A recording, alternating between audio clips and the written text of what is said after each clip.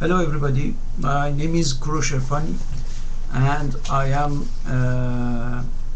from a humanitarian organization which is called KhodRahaGaran, that is a political and cultural organization that has some activities about change in Iranian society. But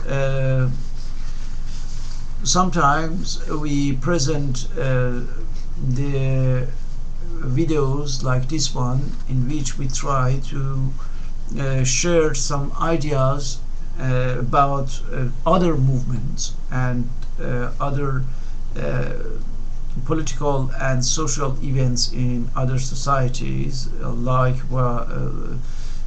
what is happening in Syria or in Yemen or in Egypt. For us, what is very crucial is this idea of social power. We think that the main reason for which the dictatorship can last in the countries like Iran or Egypt or Yemen is that in those societies the government is an organized institution, and they can easily control a mass or the masses that are not organized. I mean the people. And as long as the people are not organized, the government can easily control them and take over of all the situations, political, economic, or even social, and impose what it wants, what the government wants. And that's why we recommend in KhodRahaGaran the necessity, the absolute necessity of being organized when it's a question of social movement. We recommend to be trying to organize themselves for the people from the moment they want to do something collectively, which means that if it's a question of social movement, the first necessity is to think about how we can organize ourselves. And when we are talking about a social movement, we should know that there are several elements that are needed so that the social movement or social change we want can be successful. The first one is an objective, the goal or the destination. We should know what is exactly the objective we are looking for. This is the first necessity, to determine, to be precise by the actors of the social movement. The second one is the strategy, which means that the whole way we have to go to reach this objective. And if we have a very clear strategy, we know how we have to act. If the movement, for example, lasts for months and months, we know what we have to do, because we know the objective, we know the destination, and also we have a very clear idea about the way and the path to follow. And this is the second element we have to determine. And this third one is the tactics. The tactics are the steps of this long way, that is strategy. And in for moving forward in this way, we should have an organization. We should be organized. And don't forget that when we are talking about organization here, it's not question of political organization. Political organization can exist and can act in society as such, which means as a political party, for example, legal or clandestine. Anyway, you have to say that we are a political movement or political organization, and we have, for example, a leadership, ideology, and structures.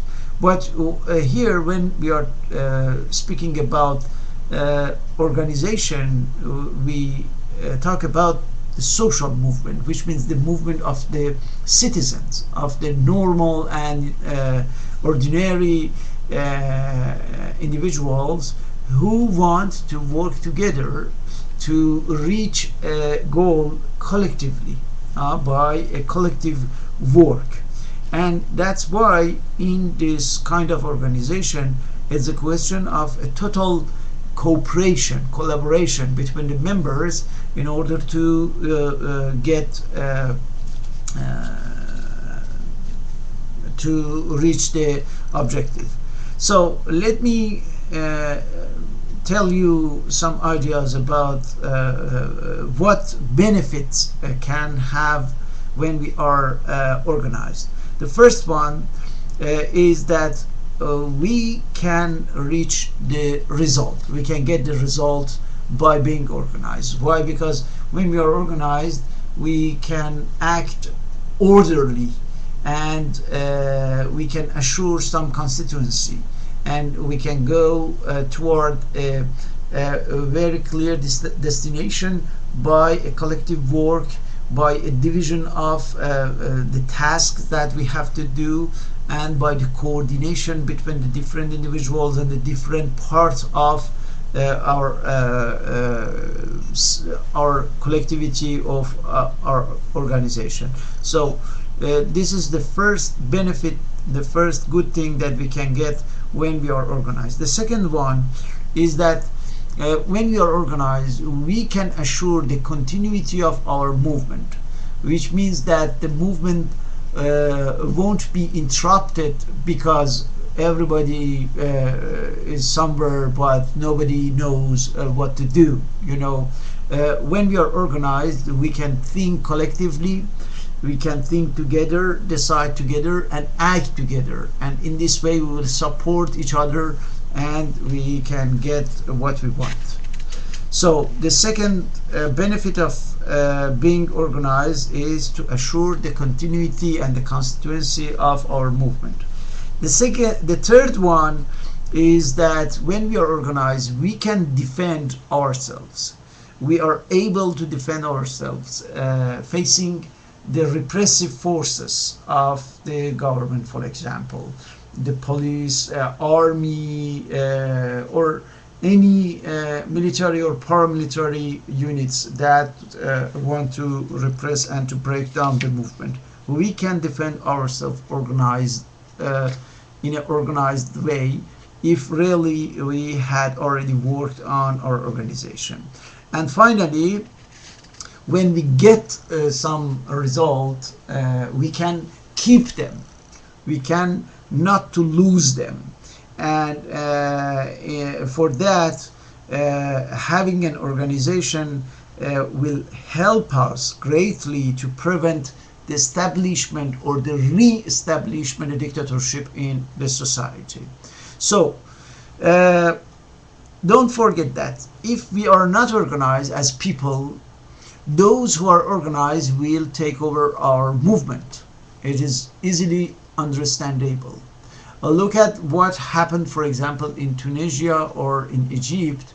The units or the political party that have some organization can get also the votes of the people, essentially because they can